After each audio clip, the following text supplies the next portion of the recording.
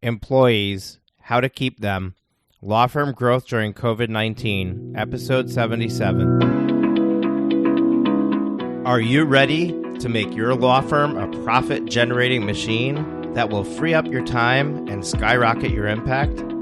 With more than 2 decades of business growth experience and having proven that you can be successful while prioritizing your family and your impact, introducing the Profit with Law podcast. I am your host, the creator of the Firm Differentiator 10X Effect, Moshe Amsel. Well, hello and welcome to another episode of Profit with Law. I am your host, Moshe Amsel, and today we're going to continue our replays of the COVID live stream series. There's a total of 10 of them. This is day number 4 of the series that we're reproducing here, and this is on the matter of employees, how to keep them, when to let them go. It was a really good conversation all around communication, expectations, and a lot of topics around just your staffing and your ability as a leader to lead in uncertain times like this. So definitely, if you have team members or you're thinking about bringing team members on, you're going to want to listen to this one. And we have a great question that was asked by one of our attorneys that were on the call, and we'll give her a shout out here. We brought on Emily Cooper, who asked a great question. Thank you for your participation and for bringing that question forward. So it sparked a really good conversation. So here's that replay. Enjoy it and enjoy the rest of your weekend. This is all we got until Monday. You'll have a new episode on Monday to enjoy. Take care. We're going to be talking about employees. And how to keep them. Really, this topic was chosen based on the fact that a lot of businesses are closing down and trying to figure out, do I hold on to my staff or during this time, or do I let them go, or are there other options? So we want to explore that with our expert panelists today, and I'm going to introduce them in just a moment. But really, the question is more than just how to keep them, because some of you are doing really well, but you're needing to go virtual. So I think that there's a combination of how do I deal with a virtual staff, and also how do I deal with maybe a decrease in work or no work at all, and figuring out what to do with my staff that I've worked so hard to get and to train and get to this point. So what I'm going to do is I'm going to just go through our panelists real quick, let them each introduce themselves to you, tell you a bit about themselves, and then I'm going to take a moment to share a word from each of our sponsors, and then we'll jump right into the topic at hand. So, Dina, why don't you take it away? Thanks. I'm so excited to be here with you guys. For those of you who don't know me, my name is Dina Eisenberg. I'm a lawyer turned award-winning entrepreneur. I'm really kind of a special unicorn because my work focuses on that very small niche of when you select an employee, and then how do you onboard and train them so that they are aligned with your values, your belief, and your work ethic, and you get a more productive, happier, engaged staff. By the way, I'm the CEO of OutsourceEasier.com, and I do personal individual coaching to help people become better leaders.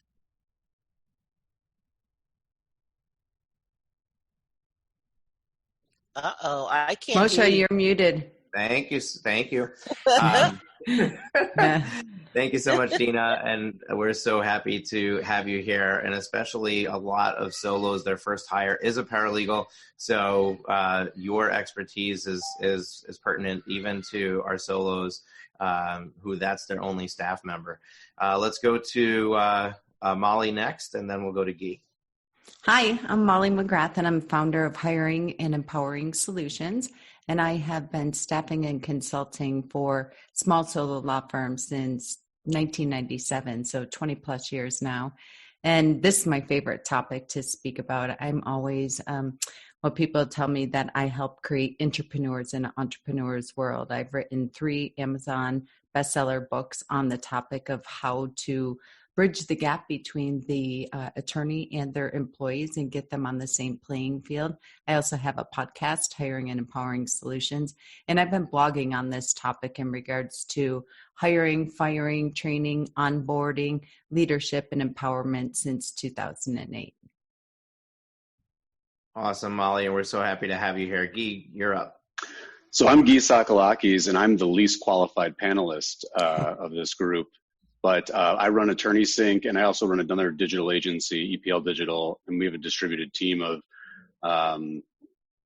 around 30 across both businesses. And so I have the on-the-ground experience of what happens if you aren't mindful of culture and hiring and recruiting for mission, vision, values. And so, and also just, from the standpoint of running a business in this climate, I think I'll share some of my experiences and how to keep people engaged, motivated, and try to appease, at least as best we can, some of their anxieties during this very stressful time.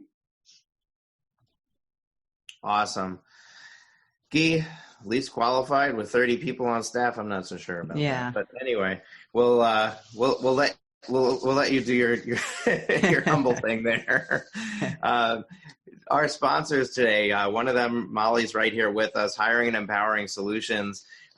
Folks, they are amazing people over there, and they have something called the 66-Day Law Firm Turnaround book, and it's a week-by-week guide to turning around your productivity, to your personnel, and your profitability in just 66 days or less. The systematic, direct approach to analyzing your employees is cash flow driven, calendar, process, and untapped opportunities. And they're offering that book to you absolutely free today. And it's a downloadable. You don't have to wait for, masked up, suited up UPS drivers to deliver it to your door. Download the book for free and follow the 10-week guide. Actually, the one thing I don't have, Molly, is the link for them to download that book. So if you can post that link into the chat, and then I'll say it out loud. I have the link to your website. I don't know if that's where they need to go for it. It's hiringandempowering.com is the website. And as a bonus for you folks, Molly's giving away a 1-hour complimentary law firm diagnostic call to anyone that downloads the guide from this live stream and or the replay. So definitely go and check that out. We are also sponsored by New Law Business Model. Allie Katz has been on a number of these calls, and she helps attorneys figure out how to get paid $3,000 to $5,000 per estate plan and $750 to $3,000 per month for business clients. They walk you through that entire process. And if you want to get some great information from them, you want to join their free Facebook group, and that's the Lifestyle Lawyers Club Facebook group. When you join, let them know that you came from the Law Firm Growth Summit COVID series, and they're going to send you a video and a guide on how to serve virtually. We're also sponsored by Smith AI. Smith AI is your go-to virtual reception company, but they are so much more than that. They offer chatbot services. They'll install a chatbot on your website to allow people to communicate with you directly, and they'll monitor that chatbot for you, handle that whole front end of the platform for you. They'll also do outbound dialing, outbound calling. So they're really an extension of your law firm, and allows you to not have to think about hiring that front desk or reception person who's going to answer the phone and overcome the limitation that person has, which is, hey, I can only handle one phone call at a time. They can handle whatever comes your way. Now, normally when you sign up with Smith.ai, which is their website, you'll get 20 call trial. You'll get spam blocking for free. You'll get free CRM integration. Well, for you folks here on this call, they are offering a special offer. Use the code SmithCovid19, and you will get 20 more calls for free with a free first month on the starter plan. It's $140 value. They'll also give you a free 24/7 AI chatbot with free setup and installation, another $150 value. Get all of that by just using the code SmithCovid19, letting them know that you came from here. And GNGF is a marketing company that we are very closely connected with. Mark Homer has been here on a number of our calls as well. And Mark has a book that he wrote on internet marketing for law firm owners, and you can download that book for free today at gngf.com/free-book. I'm sorry, I misspoke. That's a physical book he's going to ship to you for free, and that's gngf.com/free-book to download that book.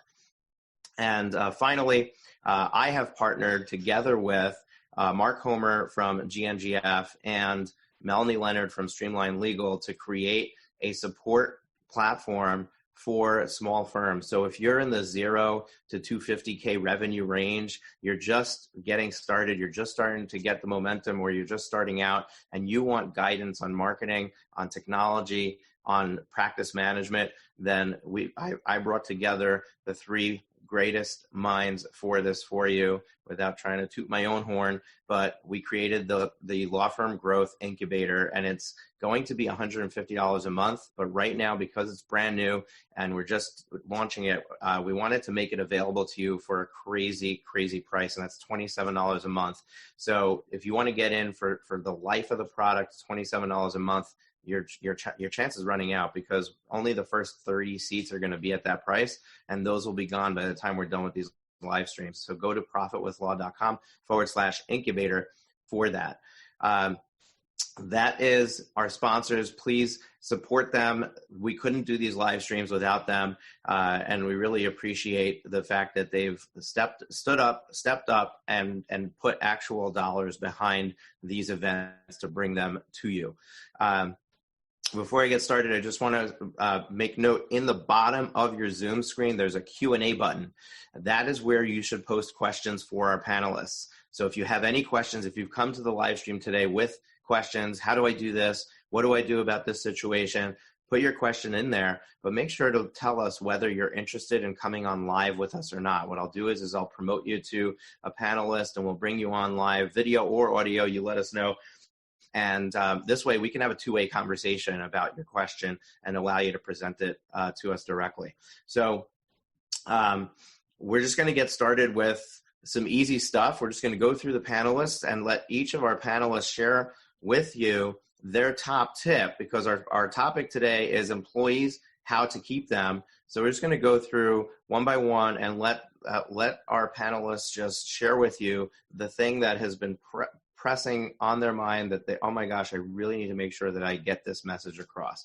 And I want to go straight to Molly to start off.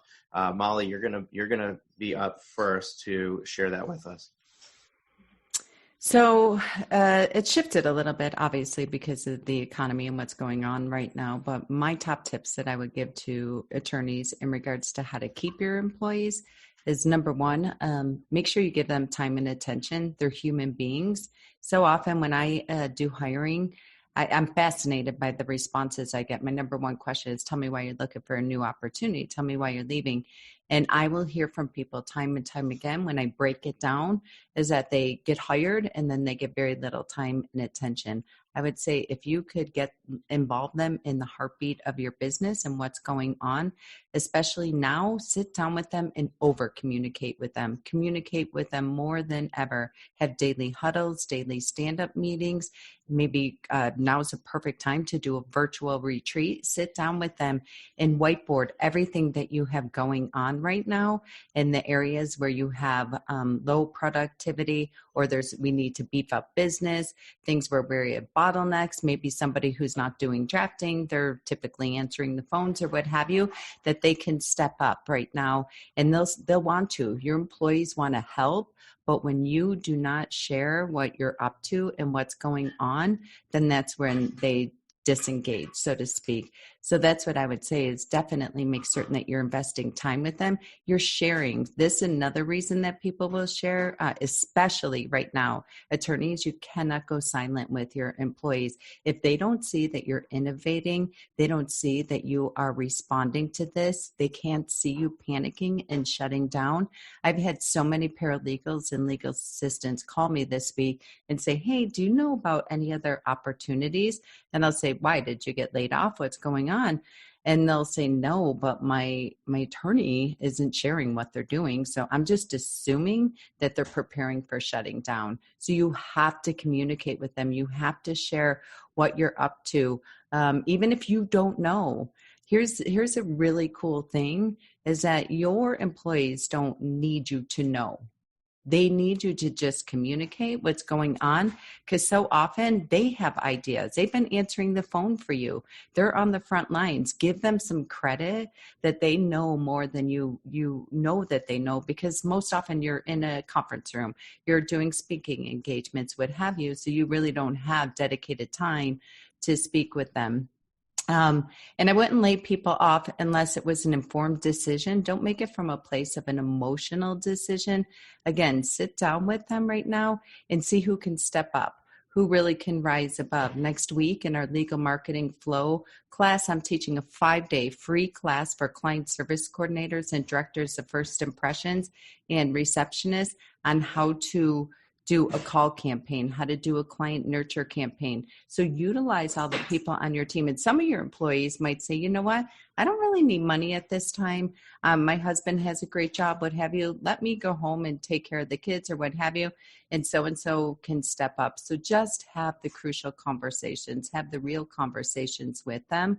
And I promise you, your employees, they want to help. They really do. But when you suffer in silence and when you're not sharing what you're up to, that's the root of all anxiety is lack of information. So give them information and ask them for their input. So good, Molly. I couldn't agree more that that silence is the worst thing. People are just left to their own devices to try to figure out what's happening, and communication is key. That's such a good tip. Dina, we're going to go over to you. Wow, Molly, I totally agree about communicating and over communicating, because people are stressed. They don't have the ability to process information in the same way that they did before. And so it might feel awkward, but you need to repeat things and break it down to the most simplest level so that people can understand. So that I love that you shared that tip first. It was on my list too. I'm also going to say that now is a really good time to tap into your own emotional resilience. And what I mean by that is how you personally, as the leader of your law firm, manage and understand emotions. Your employees and your clients will be looking to you for how to react to the pandemic. And if you're feeling fearful and anxious or angry or frustrated, that's going to come across, and it's going to help them catastrophize more, honestly.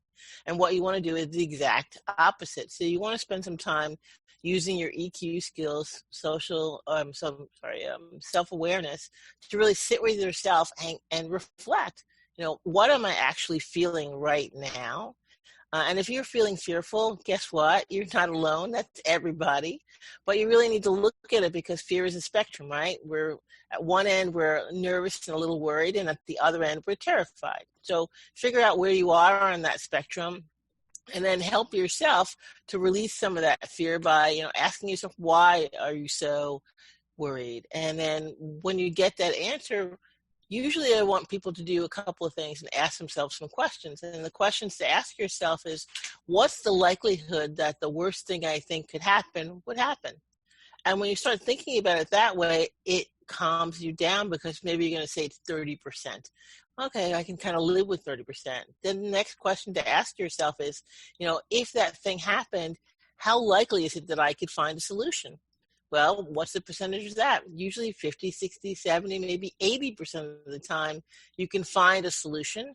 And then ask yourself, well, how would that be solved? And the importance of shifting that kind of question is it shifts your mind's focus into action, right? Our minds are really designed to solve problems for us. That's all our lizard brain does, is keep us safe and solve problems so that we don't get hurt. So when you ask yourself, well, how would I solve this?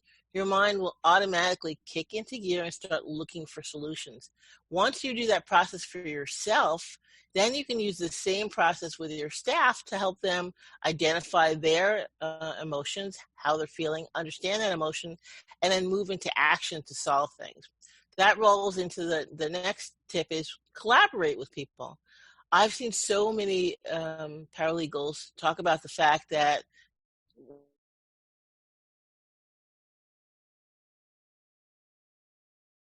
right? So either you're coming to the office because you're the one who has to come and I've just decided, regardless of what your situation is.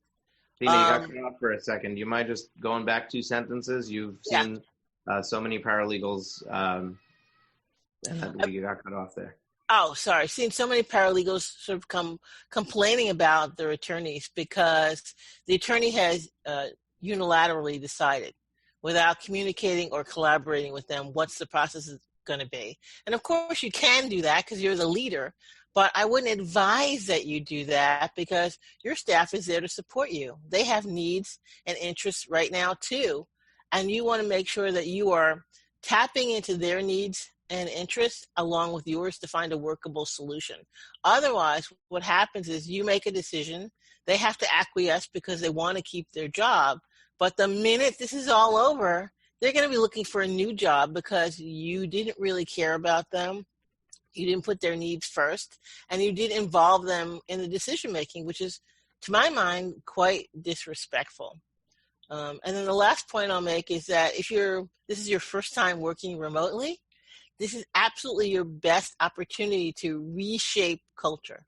I find that with solos and small firms, often they have what I would call default culture. That means that whatever the beliefs and values of the person who started the firm, that's what gets spread throughout the firm without a lot of thought about it. Now that we have to work remotely, it's a brand new working relationship. So now you can express to your team, these are my values. This is my belief.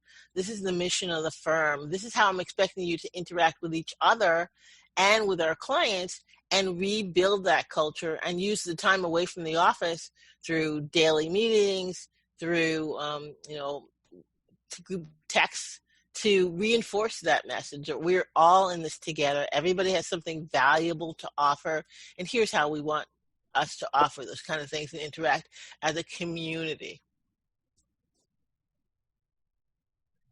Awesome, Dina. So many good tips there. Speaking about culture, we have an amazing interview we did on the podcast with Eric Farber. It's episode 65. Mimi will drop the link in the chat. But go check out episode 65. The title is Culture Not Important. Guess Again with Eric Farber. And that's a great conversation about culture. And if you start thinking about that last tip that Dina shared and reshaping your culture, that'll give you some pointers on why it's important, even for a solo with just one staff member, or even by yourself. It's important to look at culture and focus on it. Thank you so much, Dina. Guy, we're going to go over to you. Let's get some your top tip or list of top tips. Yeah, my short list of top tips. I'm going to kind of approach this from the triage situation that we're in for a lot of folks. Number one, I think is just some of this is going to be perhaps stating the obvious, but number one is to remember that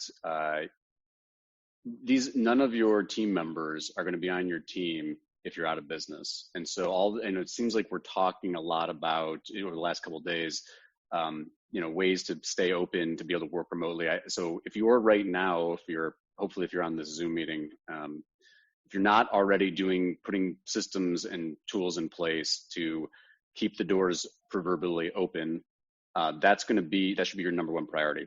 Number two is when you're making decisions about keeping people, whether to keep people on your team, keep salaries, it's really important to remember that there's an opportunity cost to finding great people.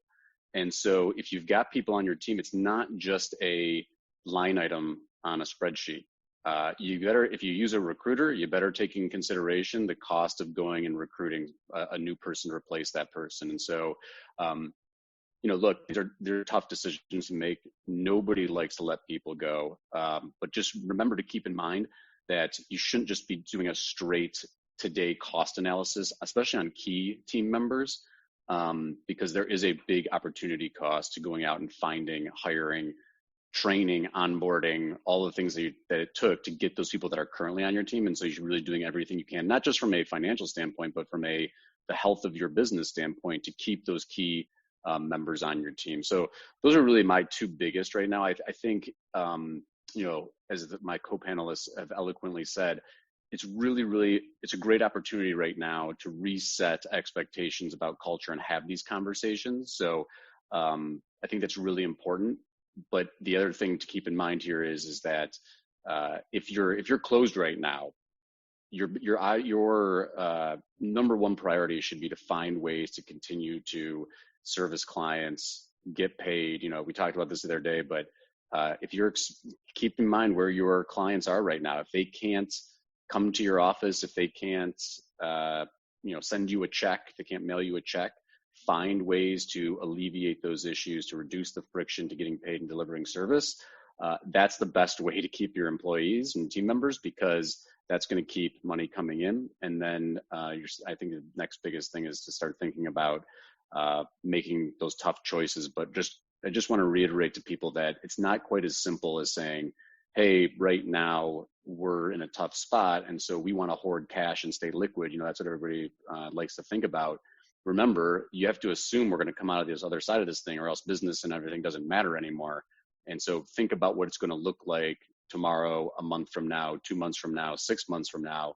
And if you make it a short-term decision to lose a key person, there's going to be a whole lot more cost in trying to replace that person down the road. Yeah, absolutely. Very good, Guy. It's really true. It's forget the cost of the headhunter. Think about the amount of time it takes to get somebody ramped up and trained to be fully productive in that position. As business owners, if you haven't gone through it with your first hire, you're going to go through it at some point where you make a mistake and you hire the wrong person, and you go through this entire hiring process, which takes forever. And then you onboard them, you train them, and then you realize they were the wrong hire and you have to let them go and you got to start all over again. You realize that, oh my goodness, I've got 6 months, 9 months of waste. That's the potential of what can happen if you let somebody go. But that leads me to what I think is the very first thing that you should be looking at. If you're like, okay, my business is slowed down and I don't know how I'm going to pay payroll, what do I do with my staff? I think the first question you have to ask yourself is, how valuable is that team member? Is that team member the rock star employee that I would do anything to keep short of going out of business? Or do I already have all kinds of questions about whether this person is the right person anyway? And if you're in the position where you're not 100% sure that this employee is perfect and is the right employee for you, keep in mind that there's going to be a huge candidate pool available to you on the other side of this. There's going to be a lot of people who lose their jobs that are going to be far better than a mediocre employee. So do you really want to spend your cash reserves to hold on to somebody who may not be the right person anyway? And I think that you really need to come to terms with that and figure out, sometimes the problem is you, not the employee. So you have to really look at, where is this employee on the spectrum of how good they are and how much they're pulling their own weight and how much they care about the firm and our mission.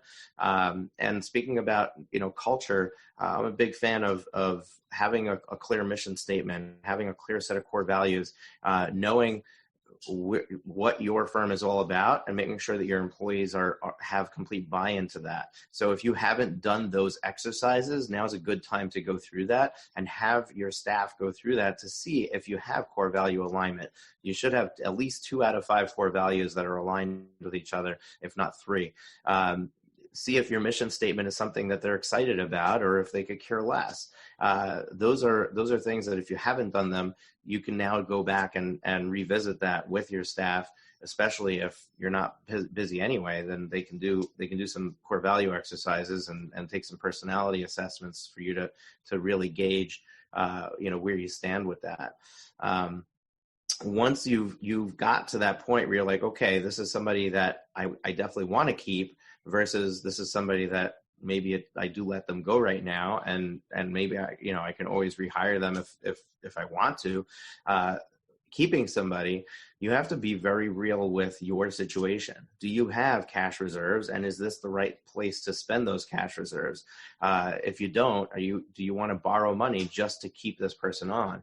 Now, I don't believe in taking on debt to fix a problem. I believe in taking on debt to invest in your company for the future. So, for example, if you have a proven marketing strategy that you have demonstrated works, it might make sense to borrow money to really increase that strategy to take your firm up to the next step. But it doesn't really make sense to borrow money to keep alive when you don't know whether you're going to come back from this. So if you're looking at debt as an option, and there are some debt options like an SBA disaster loan that could be a very safe option, where now with the bill that's working its way through the House of Representatives right now, if you borrow money just to keep staff on, that you might not even have to pay that back, that might be a place to really focus on. I have no idea how long it's going to take for those things to turn around, but you should only be borrowing money if you are absolutely certain that your client flow is going to be picked right back up when people leave their houses again. If you might be out of business for 9 months and not be keeping this person busy for all that time, then you might want to have other conversations with that employee. And those conversations don't have to be, I have to let you go. It can be, look, I can't afford to pay your salary. I really want to keep you on staff. Can we work something out? Maybe I pay you 50% until the work kicks back in. Maybe I furlough you, but your job is secure. As soon as the work picks back up, you're back on the payroll. Maybe I defer your payment until the customers come back in, and now it's just going to hurt you on the profit side, but you can actually catch them up. So there's all kinds of options, and really what I want to do is I want to just go through the panel and discuss this particular question. I have a rock star employee and I don't have business right now. What are some options that you think I have? What are some constructive ways, some unique ways that I can think of to try to keep somebody engaged and on staff if I can't pay payroll? So let's go through and talk about that question right now. And I'll go over to, we'll do it reverse this time. I'll go to Guy, then Molly, then Dina, then Molly. Well, I think both Dina and Molly mentioned this, but I love the idea of finding a different seat for the person. So how can they might have other skills that have just been kind of laying dormant, especially at a small firm. Someone that was assisted in one capacity, they might be able to do a whole bunch of other stuff that you hadn't thought about before, especially in the context of business development, right? So, and if you have folks on your team that have grit, that want to stay on and want to learn, this is a great opportunity to ramp them up on some of these, other areas they might be able to assist you on. And it makes it a lot easier as a business owner to say, wow, now I've got someone that's they want to be here. They're eager to learn something. They want to help. How can I finding ways to? It's on you as the business owner to say, how can I put this rock star player to work to keep them? And again, I think that a lot of this, you got to make these decisions from a holistic standpoint of your business, not just in a short term, like, I got to cut costs right now. So I think putting people to work to find, we talked about some of the things like maybe someone on your team that's never done this before has experience with video conferencing, or they can find ways to help you implement online payments, right? So you can focus on some of the other things that you've got to work on. They can help you solve some of these COVID specific issues. Maybe they can do business development. Maybe they can be content creators. Maybe there's somebody that has a very charming personality on your team that has always been behind the scenes, and you could put them forward facing in the community, networking, online. That can be a way to turn that person into a rainmaker.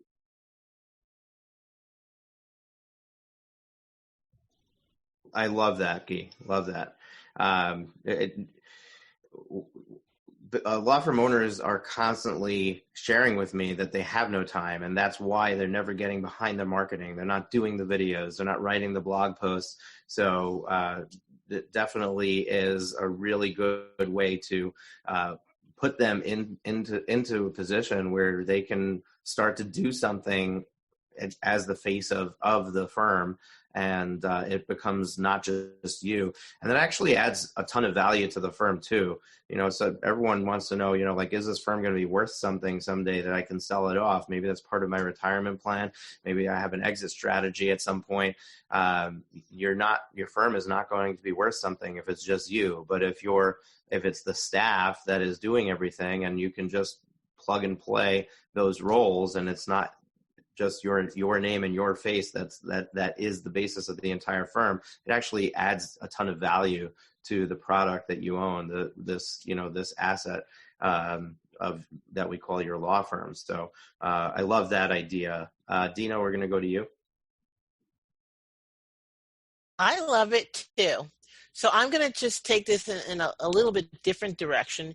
When you're hiring and you're looking at what can I offer this person in terms of compensation, we often look at salary, but oftentimes employees would be happy with other things. So in this situation where you might not have the cash to offer somebody, offer them what I would consider opportunity. Pay for a schooling, a course, something that's actually going to increase their marketability.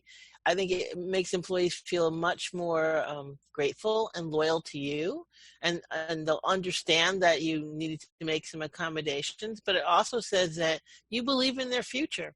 You think that they are a hot commodity. You want to see them grow and advance, and that you're willing to support that by giving them additional educational opportunities. Maybe the opportunities are going to be ones that are mated to your firm, and so it's going to be very helpful for you to have that extra skill set. Maybe the opportunities have nothing to do with you at all. Maybe it's a hobby or an entrepreneurial dream that your employee has that you're going to support through education. Either way, it's a good thing, because these days employees don't stay forever. I think the average is about 3 years. So you can plan on your folks leaving you at some point. What you want to make sure is that when they do leave you, they're leaving and saying positive, wonderful things about their experience working on your team. And that you actually saw them and helped them grow. That helps you attract not only new employees in the future, but also clients who align with that idea of growth for everybody and, helping people be their best selves. So it doesn't have to be money that you're using to keep somebody in place. It could be other things like those educational opportunities. Awesome. I love that, Dina. I love the idea of perhaps paying for some sort of education, take them off salary while they go through that, give them the freedom and the time to do that. If they're on board with that and they're able to make that work for them, that could be a great opportunity. Molly, over to you. Yeah, I love that idea, Dina. That's amazing. So many employees would be really grateful for that. I think I like your comments, Moshe, that you said about having a conversation with them. I do recruiting and hiring, and, the mindset is that it would come to a screeching halt right now, which it's not. But my employees, when I had them for the Monday team meeting, my 3 recruiters came, and all 3 of them had a conversation Sunday night, and they showed up to the meeting and they said, listen, we've all talked and we're going to work for free. And that is the truest definition of a rock star right there. I'm like, no, you guys are not, but I appreciate it. But they came with that mindset. And I think that if your employees will come to you generally like that, when you know already that you have a rock star, but maybe you have a rock star that's in hiding, that you really haven't had the platform for them to step up and to have those innovative ideas. So what I would say right now is, if you do not have an employee evaluation, for lack of a better term, plan in place, now is the time. I'm just amazed at how many law firms do not have that in place. So right now get it in place going forward. That you're meeting with them every month and you having your 30-day goals and chunk it out that way for newer employees or maybe underperforming employees. Maybe you have someone that you're not really sure where they sit on the bus, so to speak, if they're a rock star or they're dead weight or what have you, then have that evaluation with them now. If you already have that in place, it's a business decision. It's not an emotional decision. You should know right now exactly where every person on your team sits. But if you don't have that in place, get it in place now.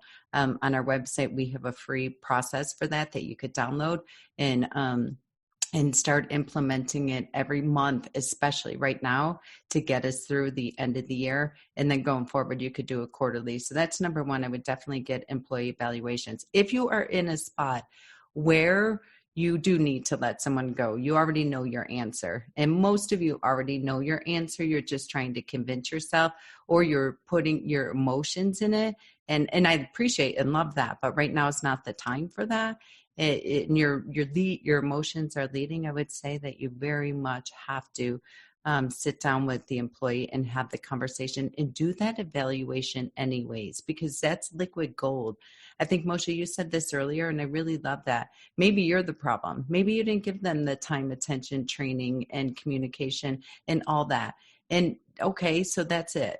And that could be very true, but get that valuable information from them in that exit interview. Don't just say, sorry, times are tough, I need to let you go. Do a true evaluation with them so you can use that information going forward when you do onboard your next employee, hire your next employee, and use it for your existing employees, how you could really, where the bottlenecks are, where there weren't proper resources, training, whatever it was in place, but make it a safe place for them to give you that information. Really communicate that to them.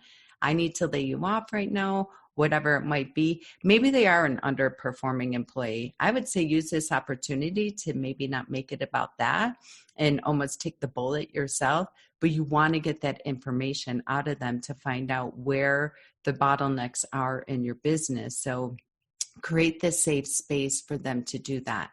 Let them get deeply, deeply curious and let them know you really want to hear it.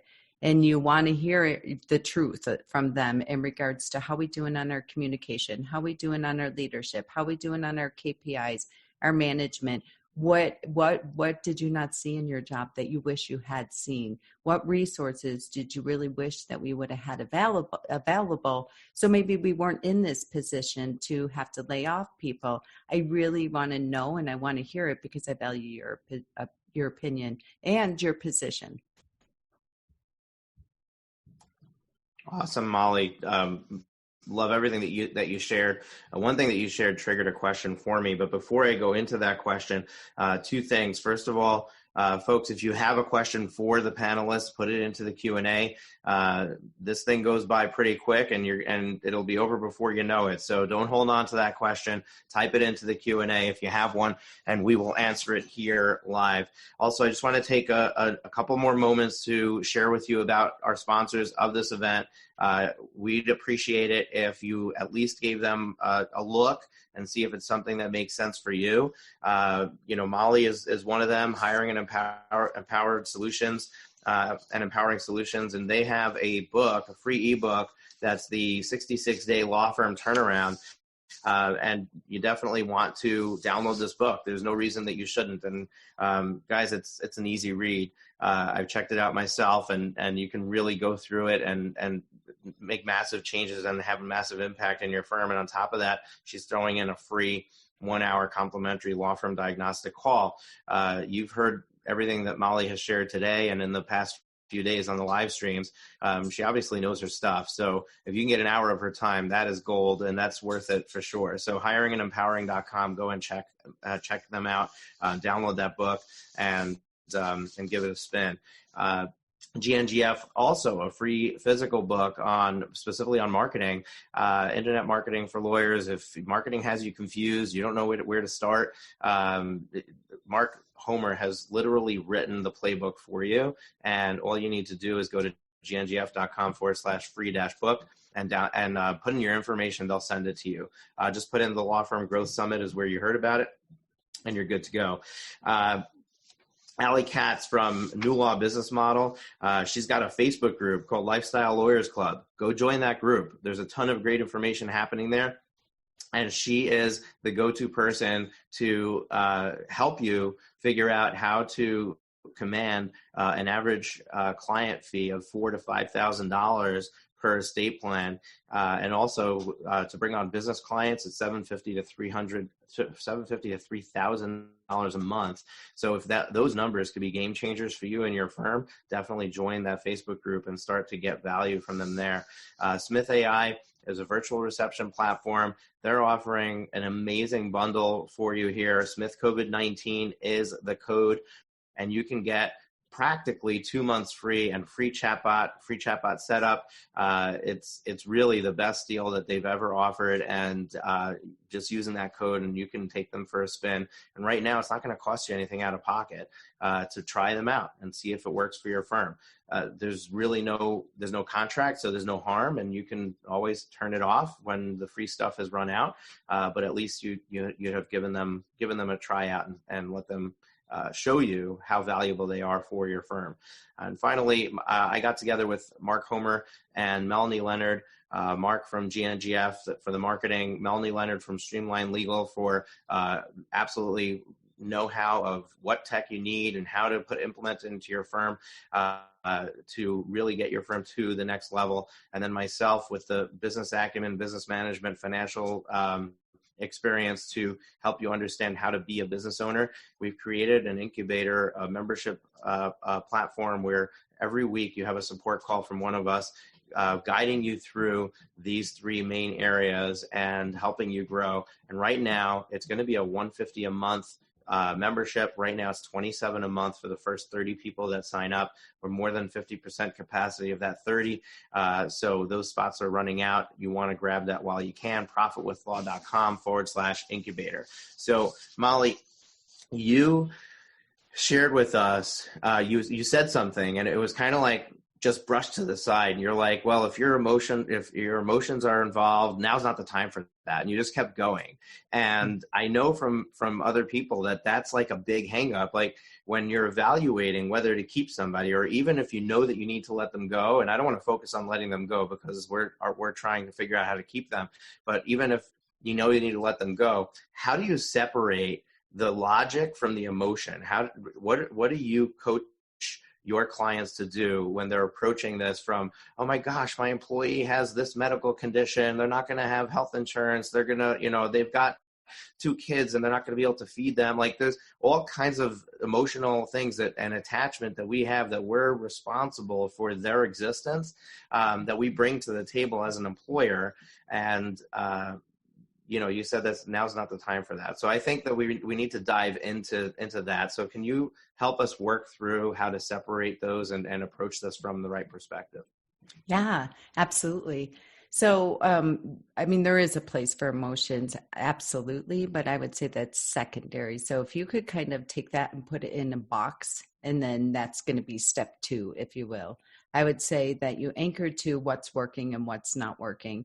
So even right now, you don't even have to make it about the employee, make it about the need of the business and where you have needs most. So where you're feeling like you're being delegated back up to where we have needs in regards to production, in regards to marketing, what have you, and anchor to that. So I would identify your needs first and foremost and do a thought download with that and do it with the team too. And then when it comes to the individual employee, I would just anchor to what they're currently doing that fits your immediate needs that you have right now. And then anchor to that and what's not working about them and their role and their performance, what have you. I wouldn't get into the nitty gritty that they're always late, that don't go into those pieces. Don't pick it from the past, but pick it from the present of where you are right now and where your needs are, because then that helps you to make an informed decision. You're anchoring to the facts without emotions. Then you move into the emotional piece, right? What's going on for them personally, with their family needs, etc. And then you can sit down and talk to them about that. And maybe you can make a plan where they're going to only work 4 hours a day that might attach to your needs. I had an attorney that I did this with yesterday, And they're like, she's really great on the phone, but she's late all the time and blah, blah, blah. And I don't have any work for her to do. Our phones aren't ringing off the hook. I'm like, okay, great. Just let's focus on what she's really great at. And why don't we have her do a client connect call campaign right now and just call your clients right now, check in with them and just reduce her hours and have her focus on her unique ability and what is working for her. So I think when you anchor to facts without emotions and you go from that place and then you sit down and have the conversation. So they might have a unique ability, and by and large, most employees do have one area that they're really, really good at. And then you can maybe talk about reduced hours or what have you. But let's say that, and that's focusing on keeping them. And it's also focusing on moving the needle in the right direction for you. You're connecting with your clients and you're maybe scheduling future appointments, seeing where you can get work out the door, etc. So have them focus on what they're working on. That's working. If you find out that there really isn't a place, there isn't a need, and you do have to sit down and have a conversation with them, my recommendation is you keep it very, very short, and don't over justify it. And then that's when your emotions tend to take you over. I've had many attorneys that have come back and they're like, okay, I couldn't let her go. And I'm like, walk me through how the conversation went. And then it was supposed to be a 10, 15-minute conversation. It went an hour and it just kind of unraveled. So facilitate and lead the conversation where you can have compassion, you can have empathy, and you absolutely can speak into that. And Moshe, you said this earlier, the way that makes you feel at least a little more heart-centered about it, at least for me, is saying that this might not be forever. It's just for right now. So this is what I need to do for right now. And that you have compassion, you do have empathy for their personal situation. And maybe you do a little research of seeing what programs are available from, the federal government and things of that nature. So if you come with solutions versus just a problem and whatever you feel, say, I have compassion for this, I have empathy for this, and I did a little research, and this is what I think is available for you, and these are some resources for you to look into to protect and to feed your family. Yeah, I love that. And the last thing you said just actually triggered for me. Folks, the if this act that's currently working its way through the House of Representatives actually comes to fruition, there's going to be another $600 a week available to somebody on unemployment. So if you're, if you're going to let them go eventually, do it now, because you're actually going to be helping them have access to that. Where if you hold on to them for 3 months, who knows if that's still going to be there? That, I don't know when that's going to expire. So I would definitely just Can I consider. grab onto that real Yeah. quick? When you said that, it just triggered something. I just want to make our attorneys feel better too. Is that I saw in another attorney group last night, Facebook group, that they said, I feel so much peace because my employees actually going to make more money on this plan than they were in my law firm. Yeah. Yes. I think that if somebody's making a comment like that, then they might not have been paying their people enough, but that's a whole other conversation. So, but yes, it's possible, depending on what level of staff it was, then, that's definitely a possibility. And it's just things to keep in mind that there are solutions here that may not be so bad. Especially if you're leaving the door open. Now, I don't know, I'm kind of up in the air about whether it's a good thing or not to tell them, it's not permanent, it's for now, because you are letting them go, right? So you have to kind of, when you let somebody go, give them the freedom to go look for the next thing. And if you kind of leave it open-ended, then you're almost attaching a tether to them so that they, in the back of their minds, are like, well, I have my job still. I don't know if I can really look for another job. So I don't know if you're doing them a service by leaving it open like that. It might be better to keep that to yourself, and just when you're ready, check if they're still available. And if they understand that it wasn't you and they love you and they want to come back, then they will. But I'm not sure. You have to use your own judgment when it comes to that and how you feel about it. Dina, do you have anything to add to this conversation? I do. I actually think I would coach my clients, and I do coach my clients to actually engage with the emotion that they're having over having to release somebody. I just had the situation with a lawyer who hired somebody who had some physical challenges, but they were the right fit from a cultural standpoint. They had the right attitudes and beliefs, and they were just not able to keep up with their job because they had some physical illnesses. And the lawyer was struggling, like, I really want to keep this person. And so it was a process of going through the emotions of, why do you want to keep this person? How can we get you to the point where you can release them? Because I don't say firing. I think everybody knows what firing is, and it's never a good thing. Releasing somebody for a new opportunity is the way I like to talk about it. And how can the lawyer get to a place where they're going to feel comfortable releasing that person like they did everything they possibly could? We all get all these messages around how to treat other people. Don't say something if you can't say something nice. Don't be mean to folks. And that is in opposition of the idea of, well, I'm just going to use my rational, logical brain and make this business decision. You're going to have the negative and awkward emotions anyway, so you might as well work through them. So with the lawyer I was working with, one of her core values was always to uplift the underdog. So for her, it was very hard to release this person because she saw them as an underdog who needed her support. So it was really about figuring out, yep, that's the emotion we're touching.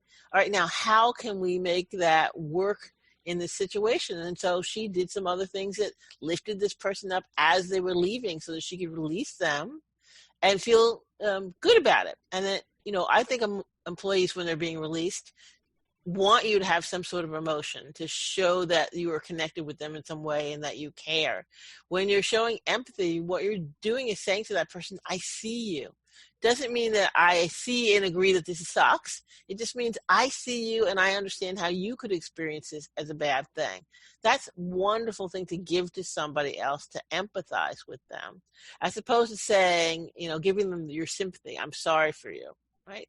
If you're releasing somebody, you don't necessarily have to be sorry because it's a business decision and you've talked it through, but you do need to give them your empathy and say, I acknowledge that this is hard. I acknowledge the things that you've done that have been great, and I wish it could be different, but here's where we're at, right? So I want people to lawyers to engage with their emotions more, because I think that's a more authentic and powerful place to come from. Great. Thank you, Dina. Guy, I'm going to ask you if you have anything to add as well. But before we do that, we have a question that we're going to bring up. It's from Emily Cooper. Emily, can you just let us know in the chat if you want to ask that question live? Just post in the chat, let us know, and we'll get to that question in just a moment. Guy, over to you. Do you want to add anything to this conversation? Not really. I think with the points that have been made, I agree with. It's we're human beings. The emotions are real. You just create more problems if you don't confront them. So awesome. Okay, so I'm going to bring Emily on live here, just promoting her over to a panelist. Emily, you might have to acknowledge on your side. I'm not sure. We'll try it one more time. There you go.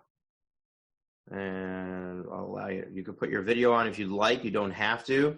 You unmute yourself and go ahead and ask us your question. Hi, guys. I don't see an option to turn my video on, so I'm just going to leave it off because I kind of look like everybody else that I just woke up to.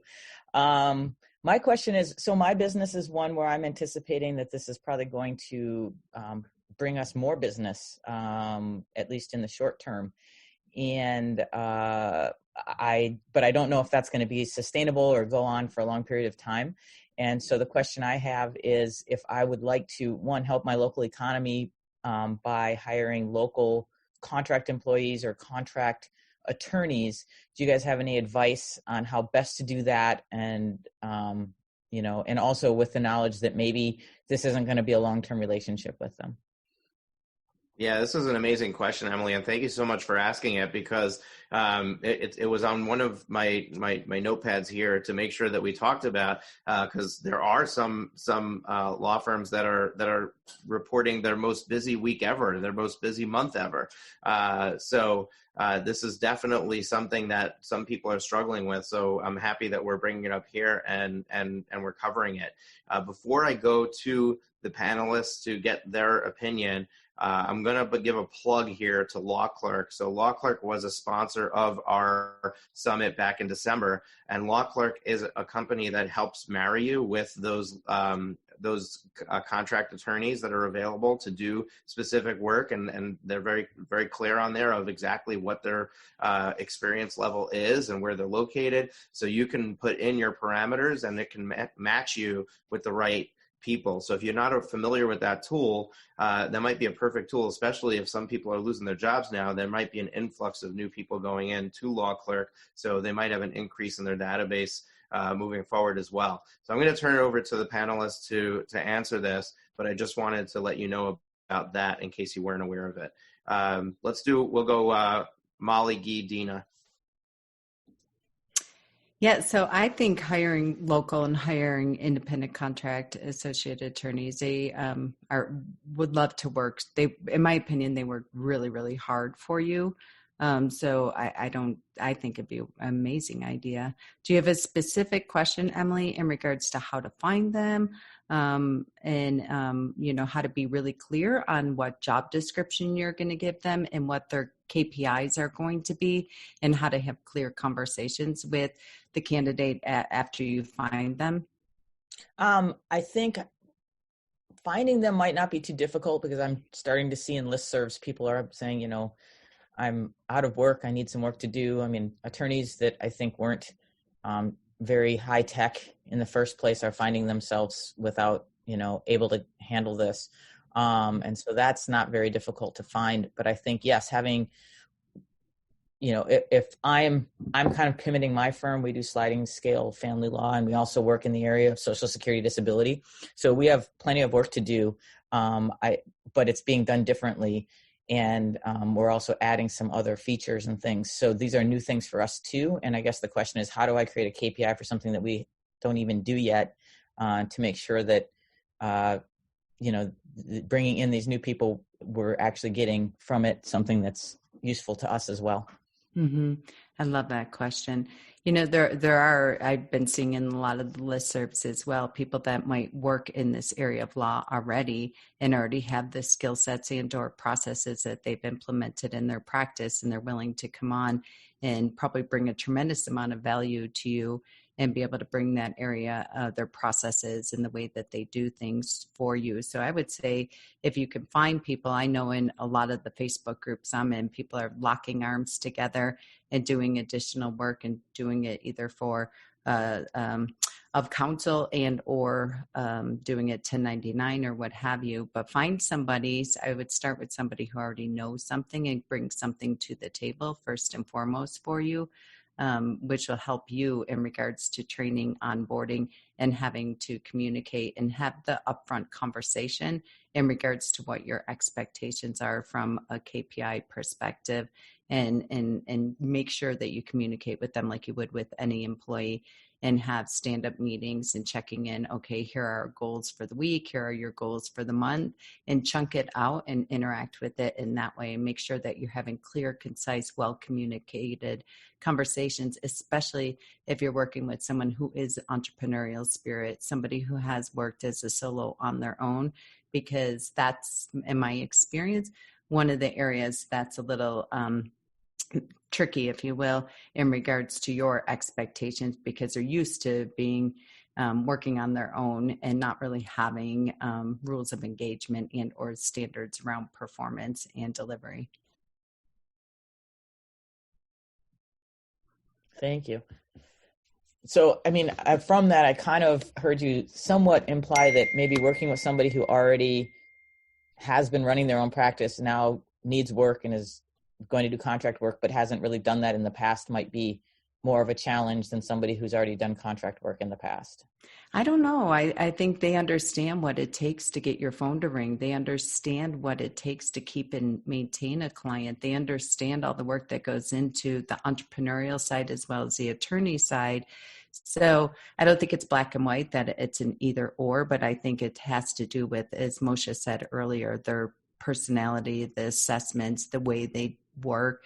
And I don't think it's a challenge. I think just having that upfront conversation in the beginning, and then you'll be able to discern if it is going to be a challenge or not. So I would say be really present and then ask the powerful questions, just very clear and concise and straight to the point, because I don't think all entrepreneurs or solos are in one bucket. It really comes down to asking them the right questions in regards to how they navigate a file, and almost like show me the math, show me how you work on a day-to-day basis so you can see how if they lead in fact finder, if they operate and appreciate systems and process, that they deliver on their promises, and what their life cycle of a file is. And you can learn a lot of information. I don't think all solos are created equal. It really comes down to their human DNA and how they work. Thank you. Do any of the panelists maybe have some kind of like starter document that could be used to, say, work with current employees and potentially additional contract or other employees to really do that check-in with them to say, I think that's what we're doing with our employees right now, is saying, okay, I want to know what you did all day because you're at home and I can't see you. Did you accomplish something? Did you bill work? And for those who are, say, administrative and don't necessarily bill work, but have things to do, how do you have any good forms that could be used to track what they're actually doing all day and help me to keep them on task? Because it's so much easier now for some employees who maybe don't have the ability to work outside of an office setting, and they're essential. I need them to do their work, but it's pretty easy for them to, watch Netflix or, do their laundry or, get distracted by their kids. Yeah, I have a daily snapshot report that helps people identify their top 3 goals for the day. And I have my attorneys have their teams send it in every single day. So I'd be happy to share that with Moshe, and he could post in the show notes or what have you. Yeah, I would just add, go ahead. I'm gonna share my screen for just a second and just share with you. We use Slack here. I have a channel called Daily Reports, and every single day I have my employees just post the brief synopsis of what they did. No detail, just, what was it that you covered? So this way I can have a pulse on what was done, what was accomplished, even though we still have a project management tool. They're checking off their tasks there, but I don't have to go digging. I have one place that I could go and just see what did everybody accomplish today, and it takes me like 2 seconds to just get a handle of what was done. I like Molly's sheet better because you start with the objective on there. But we're using Asana, we're using a project management tool, so they have their tasks in there. So that, this is what works for me. But I think if you're looking to just get a check-in, that might be something you might want to try. Guy, go ahead. Yeah, so I think I mentioned in the chat, but we run EOS, the book Traction. If you've got some time and you're considering rebuilding things from the ground up, it's been transformative for us. But a couple tools that EOS uses for this context. One is a scorecard. So, it's metric. The key here is that you're having conversations at the start about what the metric is that you want to measure their performance by. They agree to it. And that should be documented on a scorecard. So there's complete transparency in terms of expectations about what you have and that they've agreed to those expectations. And then, we check in on the scorecard once a week. The second thing is they call this 3-step process documenter. And so part of, it's not just having the KPI, and this works for full-time team members as well, but it's not just having the KPI, it's what are the processes that they have to execute on in order to achieve the scorecard metric. And I think it's really important for full-time employees. It's even more important for freelancers. We work with a lot of freelancers, and the more consistent that you have them executing on processes the way that you want them to execute, the better result, the more likely you're going to get to your scorecard metric. If you just hand people a metric and they agree on it and you don't show them the path of how to get there, I think you're going to run into a lot of inconsistency and challenges from that context. So, and we use teamwork, just to shout to teamwork. We love teamwork for project management. I don't know, it's not built specifically for law firms, but I think it's imperative that you have a place that you can go to, regardless of whether they're billable, non-billable, whatever kind of work they do. We always talk about this as well. I'm glad we are having this conversation in terms of culture. It's high trust, high accountability, right? So high trust is, I'm not going to micromanage you.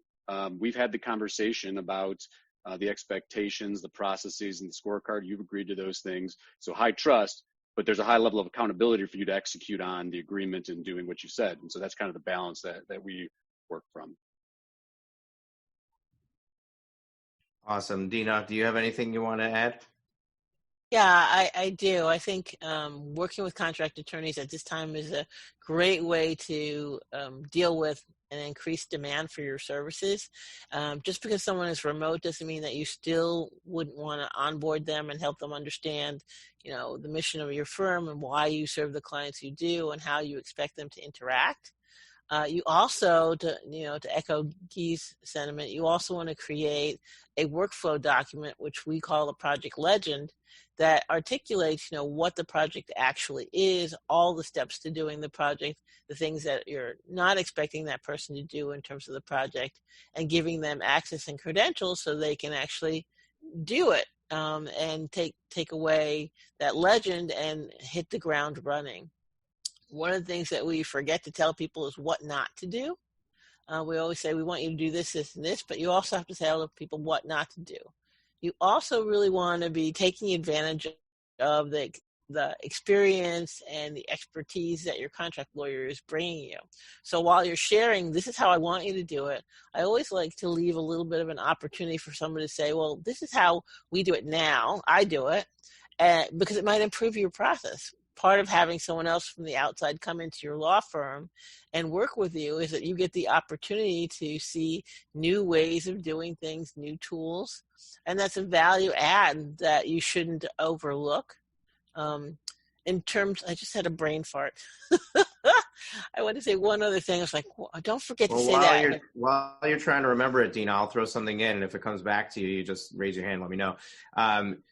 Emily, one of the things you mentioned is that you're trying some new things in the firm, so you're also learning in the process. And I don't know what those things are, but if they are technical and you can now look for somebody who already has experience with those things, then that can get the training going in your firm by bringing somebody with that experience in to not only handle that, but to also allow you to look over his or her shoulder to demonstrate it to you, to help you build processes around it, so that it's an opportunity that you have to look for somebody with that unique skill set or that unique set of experience, and bring that person in. And you certainly can start on a contractor basis. You certainly can start with an of counsel type relationship, and then it can grow from there. If the person is the rock star that you need, and that piece of the business grows, you can always transition that person into a more permanent role. But that's something, I don't know if that's relevant to the thing the pivot you're making or the thing you're adding. But that's definitely something to think about. Dina, did it come back to you? It did. It was a tool thing. So everyone's been mentioning the tools that they like to use to manage their staff. I like to recommend Trello to my clients because it has a team management function to it. You can assign tasks and see the progress that people are making. So in the same way that you're using maybe a daily action plan or update on what you're doing, you can do that in the tool like Trello. Awesome. Emily, have we adequately answered your question? You have any follow-up questions? We're going to wrap this up if we're all set. No, I think I'm good. Thank you guys all for your input and assistance. Awesome. Okay, Emily, thank you for being comfortable enough to come on and ask the question. A lot of people have difficulty with that. And this was a great conversation all around. I think we really touched on all the main points. What do you do if you need to let people go? What do you do if you don't have, if you have more work than you can handle? And then everything in between. How do you communicate with your employees? Make sure the communication is open. What are the things that are important? Different incentive plans, different ways to deal with it. We really touched on a lot of points. This was a hour that was packed full of stuff, and our panelists are amazing, and I appreciate your time and your being here. And folks, if you're catching this on the replay, or on Facebook, and you haven't signed up to the live stream series, we're doing a total of 10 of these. Today is day number 4, so there's 6 more to come. And I actually didn't put it up on my screen to list those, so I'll get it right now real quick. The 6 topics remaining are: tomorrow we're doing working from home with kids. If you've got kids and you're trying to work from home, you want to be here. I mean, we're going to have people who are really experienced with this. These are not all people in the law firm industry. As a matter of fact, 4 of our guests tomorrow have never spoken to the law firm industry. These are people who are running businesses from their homes successfully, and they've been doing it for a long time, and they're going to give you their tips of how to work from home with kids. Then next week, we've got a whole lineup: tools and technology for law firm survival, managing a cash crunch, getting new clients today, projects you've always wanted to get to, staying healthy, and performing self-care. That's the lineup for next week. If you want to be notified about these, you want to get the Zoom link, you want to be in the know, go to profitwithlaw.com/COVID, profitwithlaw.com/COVID, and definitely give us your name and email address. We will email you all of the Zoom link connections for this, and as well as the schedule, date and time for each one of these, and you will be able to add them to your calendar and know that they're coming up. Have a wonderful day. Stay safe out there, and let's make stuff happen. And I will see you all out there in the internet. That's it for this week's episode of Profit with Law. If you have enjoyed the show, please consider sharing it with at least one person. Imagine how many lives we can change if we each shared this episode. Another way to share the episode is on social media. We appreciate your support and look forward to you joining us again next week.